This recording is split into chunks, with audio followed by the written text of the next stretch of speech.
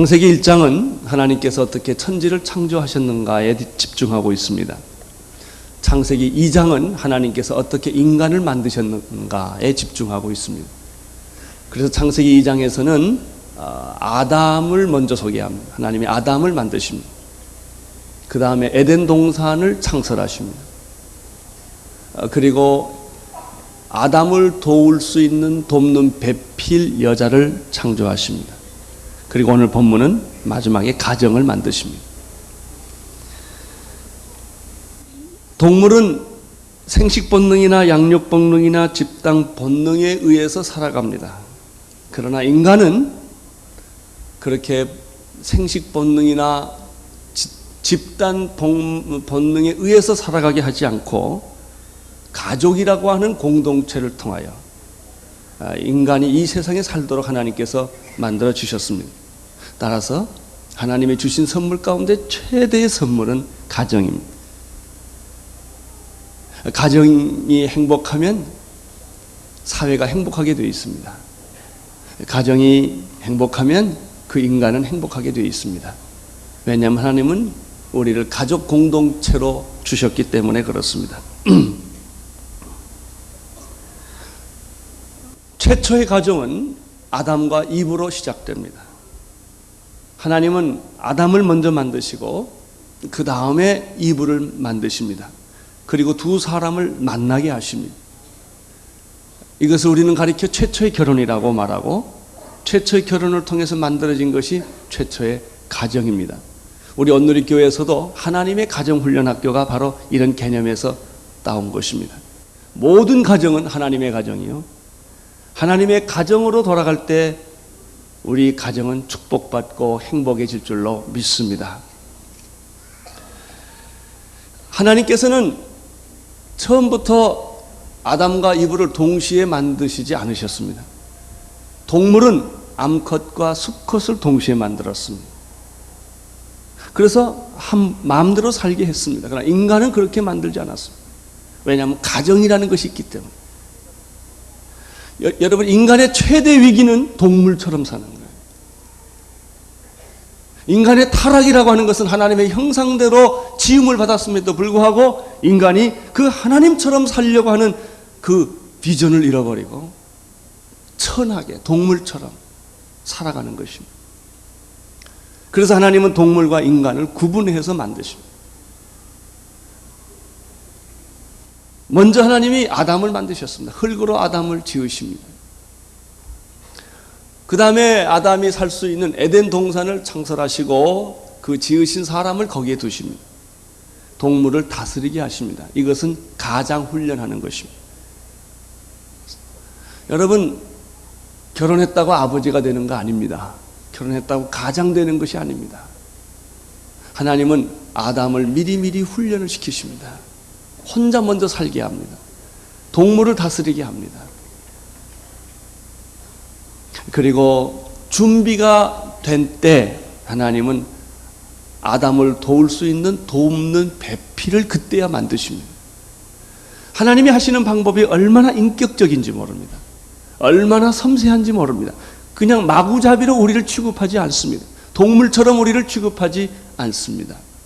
하나님은 우리를 인격으로 대하시고 하나님의 자녀로 우리를 만들어 주십니다. 그것이 가정입니다. 이 말은 가정이라고 하는 것은 동물들이 사는 데가 아니다는 것입니다. 하나님의 자녀들이 인격적인 만남을 통하여 사랑의 공동체를 만드는 것이 하나님이 의도하신 가정이다라고 하는 것입니다. 하나님은 흙에서 남자를 만드십니다. 그러니까 여자를 만들 때는 흙에서 만들지를 않습니다. 남자를 재료로 써서 여자를 만드십니다. 이것은 참 놀라운 하나님의 섭리입니다. 최초의 가정에는 하나님이 계십니다. 하나님이 계시는, 하나님이 주관하시는 가정에는 불행이 없습니다. 그러나 일반적인 세상의 가정은 왜 그렇게 불행이 많을까요? 왜 그렇게 많은 이혼과 상처와 아픔이 있을까요? 세상 방법대로 가정이 운영되기 때문에 그렇습니다. 하나님이 거기 계시지 않기 때문에 그렇습니다. 하나님을 빼고 인간끼리 행복해질 수는 없습니다. 하나님이 아담의 갈비뼈에서 아담의 옆구리에서 갈비뼈를 뽑아서 여자를 만드시고 난 다음에 놀라운 사실은 하나님이 그 여자의 손을 잡고 아담에게로 이끌어갔다고 하는 사실입니다. 이것이 결혼입니다. 그것이 가정입니다. 세상 사람들은 자기들끼리 만나서 눈 맞으면 결혼합니다. 또 요즘에는 중매하는 분들이 있습니다. 여러분, 중매는 하나님이 하셔야 합니다. 그 가정은 틀림이 없습니다.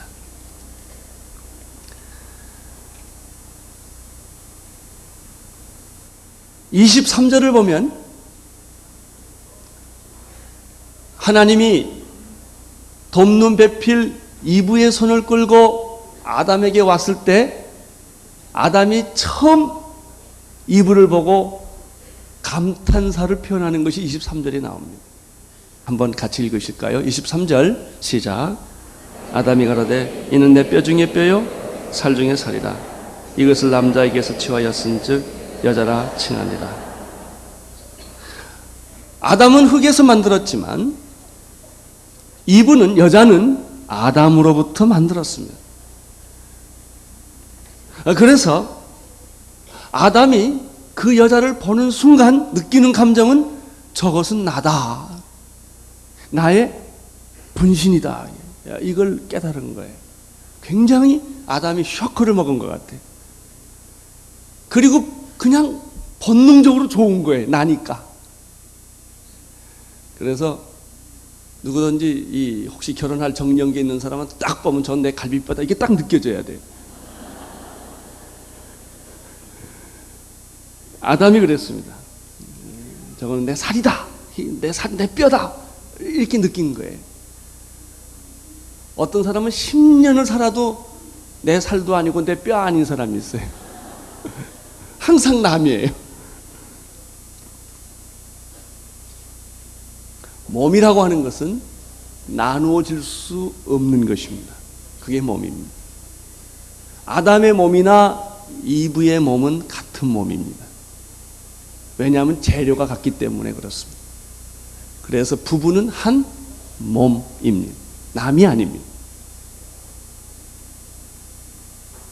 부부는 그런 의미에서 나누어질 수 없는 운명을 가지고 있습니다. 본질상으로 하나이기 때문에 그렇습니다. 여자란 누구인가? 남자의 엑기스입니다. 뼈 중에 뼈니까. 살 중에 살을 다 농축한 게 여자예요. 남자의 모든 뼈를 다 녹여서 만든 게 여자예요. 여자는 정말로 귀한 존재입니다. 여자를 사랑하십시오. 여자는 남자의 완성품입니다. 여자가 없으면 남자는 불완전합니다. 그렇게 여자가 귀한 거예요. 그래서 하나님도 이 여자를 너무 소중하니까 끌고 남자한테 온 거예요. 모든 여자를 사랑하시기를 축원합니다.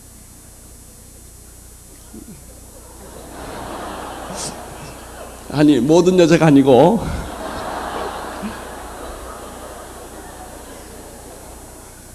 여러분의 아내를 사랑하시기를 바랍니다.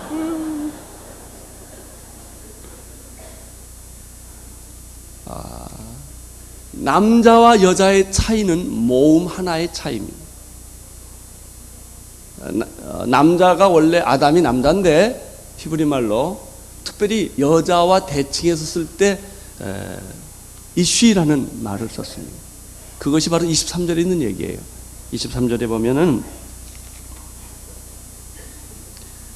이것은 남자에게서 취하였은즉 여자라. 여기서 남자는 이쉬고 여자는 이쉬합니다. 모음 하나 차이입니다. 남자와 여자는 하나입니다. 한 몸입니다. 단지 모음 하나의 차이가 있을 뿐입니다.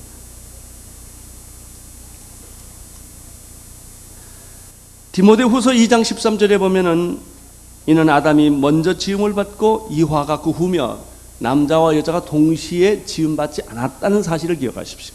남자가 먼저 지음을 받고 그리고 남자를 재료로 해서 여자가 지어졌다고 하는 사실.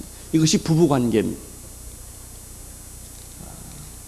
여자는 존경을 받고 사랑을 받고 귀한 존재로 취급을 받도록 하나님이 하신 것입니다. 남자를 만드시고 준비를 다 하게 하시고 여자들 받아들일 만한 자격을 만들고 훈련을 시킨 다음에 여자를 만들어 주신 것입니다. 이렇게 여자가 귀한 것입니다. 어떤 사람들은 이렇게 말합니다.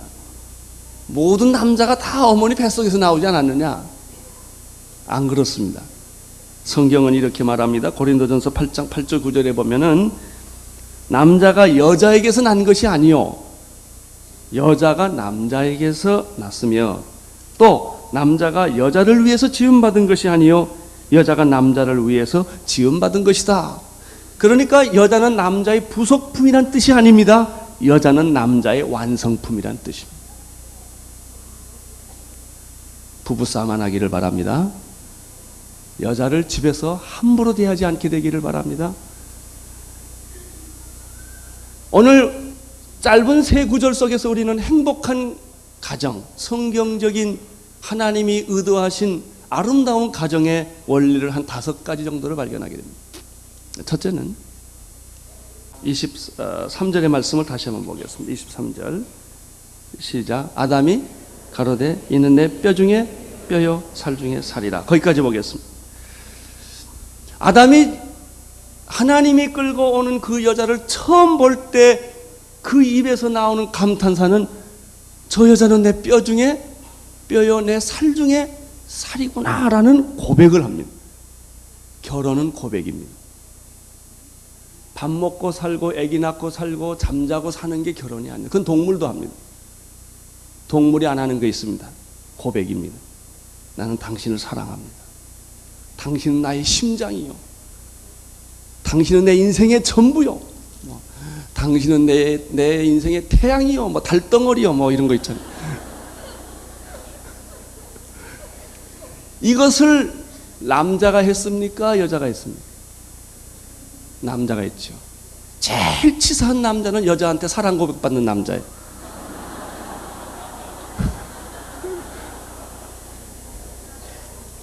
사랑 고백은 누가 해야 돼?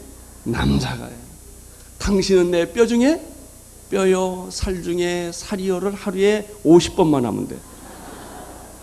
50번을 안 해도 한 10번만 하세요. 여러분, 여자가 밉상스러워도 사랑스럽다고 계속 말하면 사랑스러워져요. 아무리 사랑스러운 여자도 그 말 안 하면 보통 여자가 돼요. 여자는 자꾸 뭐 해야 돼요? 예쁘다고 그래야 돼요. 칭찬해주고 격려해주면 여자는 꽃이 펴요. 그뿐만 아니에요. 밥상이 달라져요. 그리고 집에 먼지가 없어져요. 다 청소를 하고 그 다음에 식탁에 꽃 한 송이가 딱 꼽히고 그렇게 됩니다. 여자가 웃으면 집안에 웃음이 생깁니다. 이게 행복의 비결입니다. 모든 남자들이요. 남성 동지 여러분, 오늘부터 부인을 칭찬하시기를 바랍니다. 격려해 주십시오. 그러면 가정이 행복해집니다. 이것이 23절의 메시지입니다.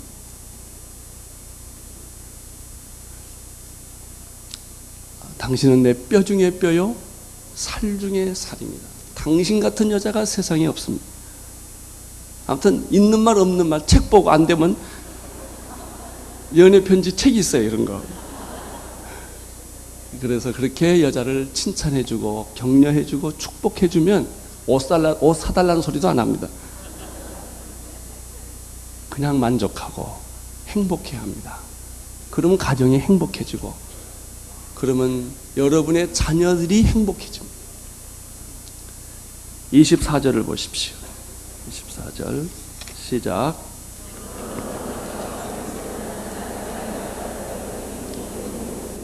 24절에 보면은 행복한 결혼, 행복한 가정의 세 가지 원리가 기록되어 있습니다.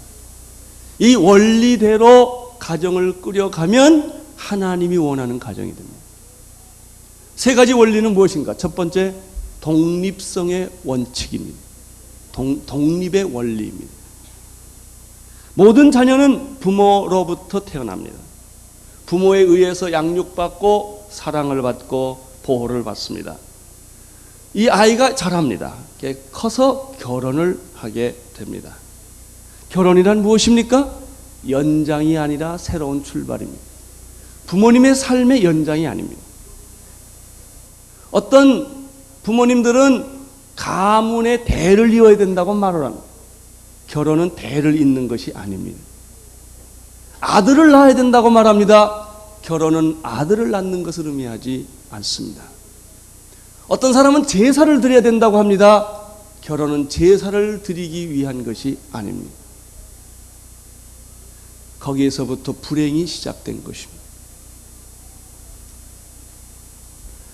진정한 성경적인 결혼은 새로운 출발입니다. 새로운 시작입니다. 분리하지 않고 시작이 없습니다. 이것은 마치 세포가 분열하는 것과 같습니다. 세포가 분열하면 그것은 새로운 개체가 되는 것입니다. 부모님 밑에서 자라다가 결혼하게 되면 그 두 사람은 새로운 개체, 독립적 개체가 되는 것입니다. 그래서 24절을 보시면은 이러므로 남자가 누구를 떠나? 부모를 떠나. 우리는 문화적으로 여자가 부모를 떠나 남자 집으로 가게 되어 있습니다.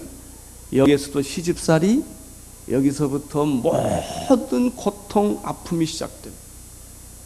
그래서 남자 나이 50이 가도 독립을 못합니다. 항상 부모님 밑에서 절절절절 하고 살아야 돼요. 개인의 의견이 없습니다. 그래서 가문을 따라가야 되는 것입니다. 그것이 어떻게 보면 미덕일 수도 있지만 궁극적으로 불행하게 만드는 것입니다. 물론 젊은 사람들이 결혼하면 처음에 실수가 많을 것입니다. 미숙할 것입니다. 실패도 많을 것입니다. 그냥 놔두셔야 합니다. 아이가 이제 걸음마 하려고 그럴 때 도와주면 안 돼요. 혼자 걷도록 내버려 둬서 자꾸 넘어지게 해야 합니다. 이 독립성을 키워줘야 합니다. 부모가 다 해줍니다. 보통 사람.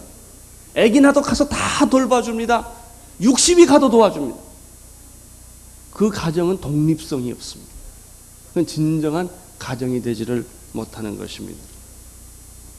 비록 미숙하고 부족하고 연약할지라도 자기들 스스로 결정하고 자기들 스스로 판단하고 자기들 스스로 성숙할 수 있도록 기회를 주어야 하는 것입니다. 어떤 자녀들은 중학교, 국민학교, 대학 때까지 맨날 부모님들이 입시 공부를 시켜가지고 그저 이거 과외 공부, 저 과외 공부 그냥 결혼까지 다 시키니까 하여튼 사람 골라서 혼숙감까지 다 챙겨서 해주니까 결혼하고서 혼자 사는 능력이 없어요. 위기에 부딪히면 엄마 나 어떡해? 밤낮 뒤에 가서 그렇게 하는 거예요. 여러분 애지중지 키워놓은 자녀들이 결혼했을 때 자녀들이 떠나가면 부모들이 얼마나 고독하고 외롭습니다. 배신당하는 것 같고 뺏긴 것 같고 그게 정상입니다. 부모님들이 자녀를 출가시키고 난 다음에 허전하고 외롭고 고독하면 교회로 오십시오. 그 부모한 자식들한테 엉기지를 마시고 천국 갈 준비하십시오. 그래서 외로움과 고독을 주신 것이고 자식이 여러분의 것이 아니라는 걸 배워야 합니다. 자식은 하나님의 것이고 그들은 하나님 앞에서 독립적으로 살아야 할 존재고 나이가 들수록 하나님을 의지하셔야 합니다. 그리고 천국 갈 준비를 하셔야 합니다. 그래야 그분의 인생에 후회가 없는 것입니다. 어떤 부모들은 자식들이 결혼했음에도 불구하고 항상 시시콜콜 모든 것을 다 간섭합니다. 역시 여러분 그 텔레비전 리모트 컨트롤 있죠? 항상 뒤에서 조종해요. 김치 담그는까지 다 조종하니까 이렇게. 여러분 힘들고 어려워도 스톱하십시오. 개들끼리 살도록 내버려 두십시오. 그리고 그들이 스스로 부모를 존경하고 공경할 수 있도록 만드십시오. 그래야만 성숙한 부부 가정이 되는 것입니다. 두 번째 24절에 보면은 연합의 원리가 나옵니다. 첫 번째는 독립의 원리요. 두 번째는 연합의 원리입니다. 24절을 다시 보시겠습니다. 이러므로 남자가 누구를 떠나? 부모를 떠나. 이게 첫 번째 원리고요. 두 번째 원리는 남자는 누구와? 그 아내와 뭐하라? 연합하라. 아주 중요한 원리입니다. 많은 부부들이 결혼을 했지만 두 사람 시간을 많이 없기 때문에 직장에 다 뺏기고 부모한테 다 뺏기고, 그래서 어떤 때는 그 여자가 이 집에 식모로 들어왔나 할 정도로 그 남편과의 관계가 10년이 지났지만은 아무 관계가 안 생길 수도 있다는 것이죠. 성경적인 원리는 그렇지 않습니다. 남자는 누구와? 아내와 뭐하라? 연합하라. 여러분 부모가 왜 간섭한 줄 아세요? 아내와 남편이 연합하지 않았기 때문입니다. 틈새가 있기 때문에 물이 새듯 그 안에 밖의 세력이 그 부부 사이에 들어오는 것입니다. 이걸 막으셔야 합니다. 어떻게 막을 수가 있겠습니까? 부부가 완전히 하나가 되어야 합니다. 육체적으로, 정신적으로, 영적으로 완전히 부부는 하나가 되어야 합니다. 부부가 하나가 되게 하기 위해서는 부모님들이 자녀들에게 뭘 줘야 합니까? 시간을 줘야 합니다. 결혼한 자녀들 시간 뺏어서는 안 됩니다.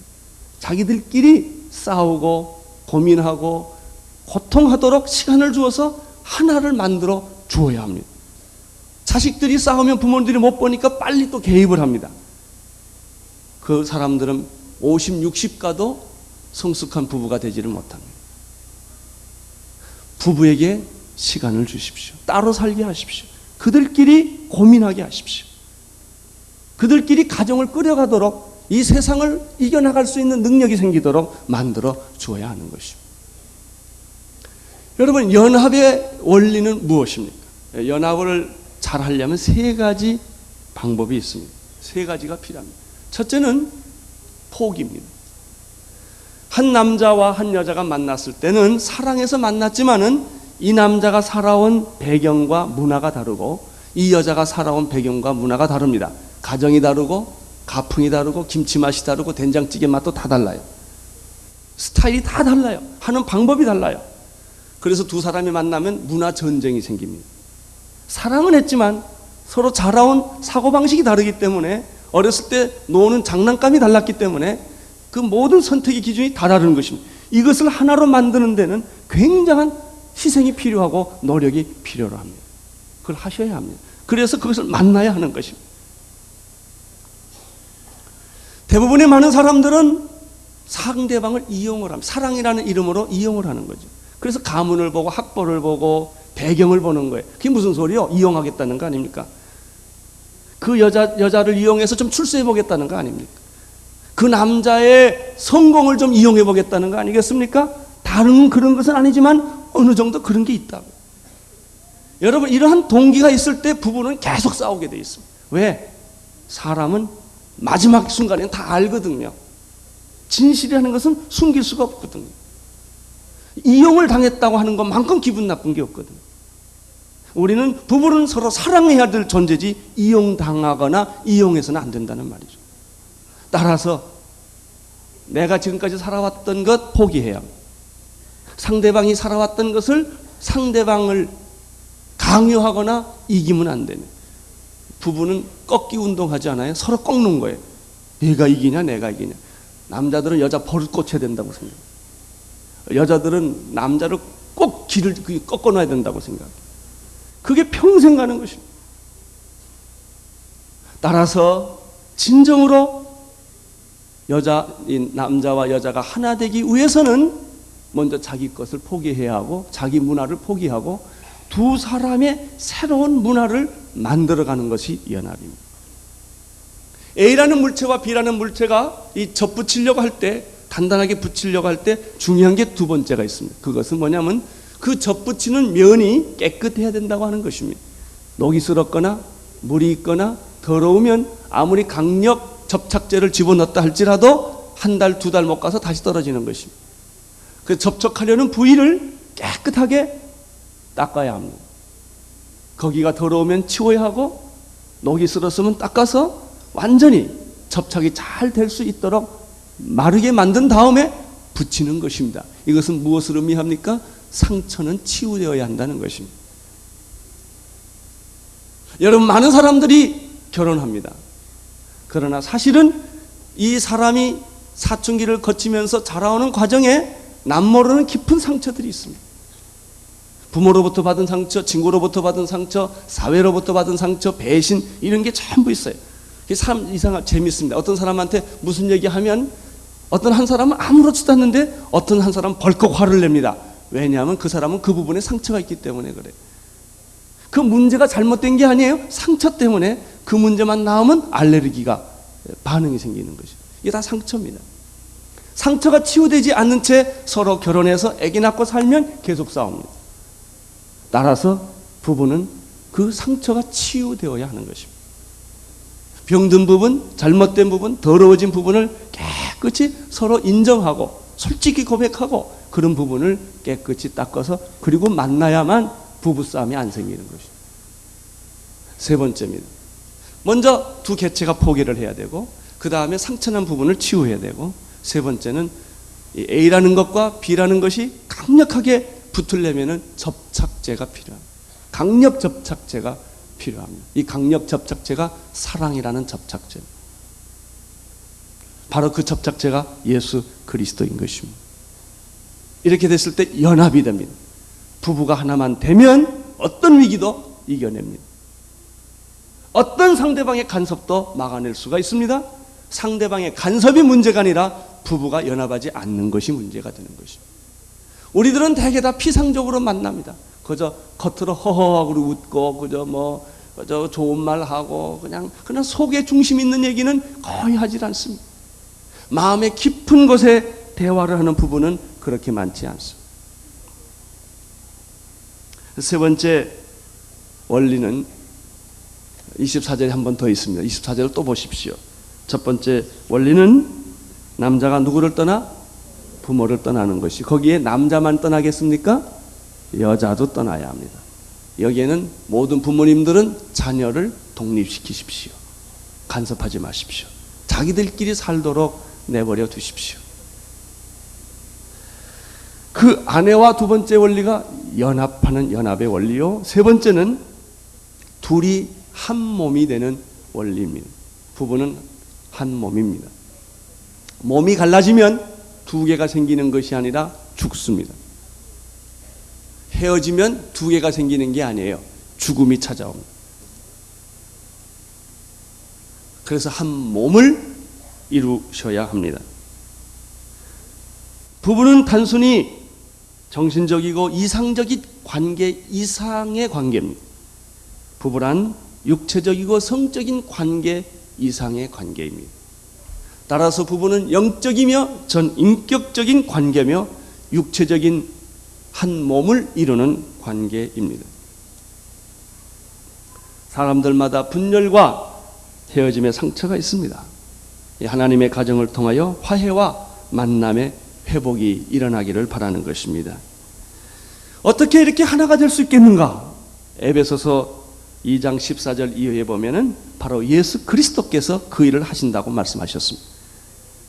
그는 우리의 화평이신지라 둘로 하나를 만드사 중간에 막힌 담을 허시고 원수된 것 곧 의문에 속한 계명의 율법을 자기 육체로 폐하셨으니 이는 둘로 자기 안에서 한 세 사람을 지어 화평하게 하시고 또 십자가로 이 둘을 한 몸으로 하나님과 화목하게 하려 하심이라. 그렇습니다. 누구든지 그리스도 안에 있으면 새로운 피조물인 것입니다. 예수 그리스도께서 우리의 삶에 개입하시면, 우리의 부부 사이에 개입하시면 이 모든 상처와 이 모든 갈등이 사라지고 나도 모르는 사이에 하나가 되는 그런 영적 경험들을 하게 될 것입니다. 이제 마지막으로 25절에 아주 중요한 부부에 대한 또 정의가 나와 있습니다. 25절을 한 번 더 보겠습니다. 25절 시작.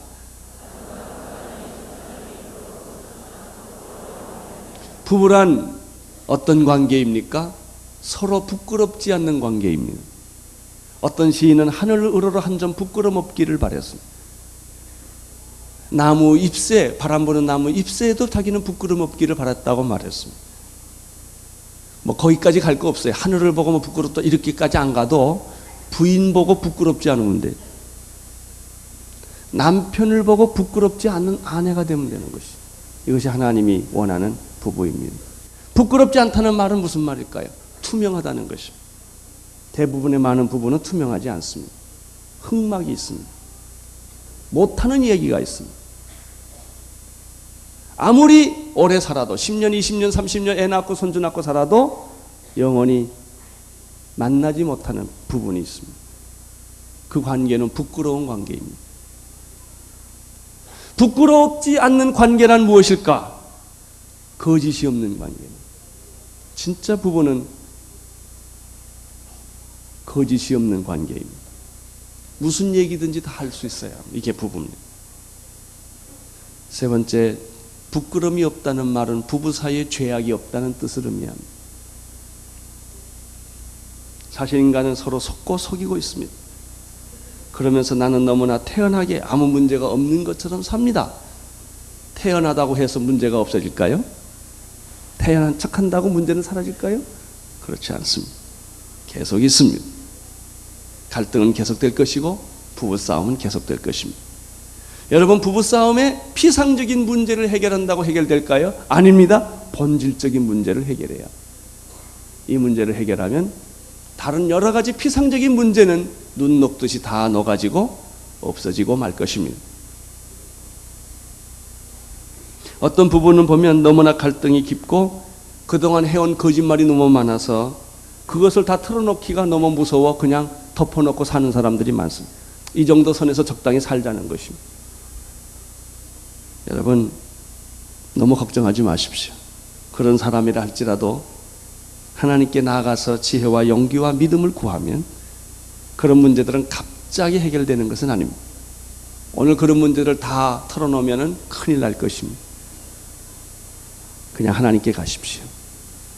그러면 제일 먼저 상대방을 변화시키는 것이 아니라 하나님이 나를 변화시킵니다.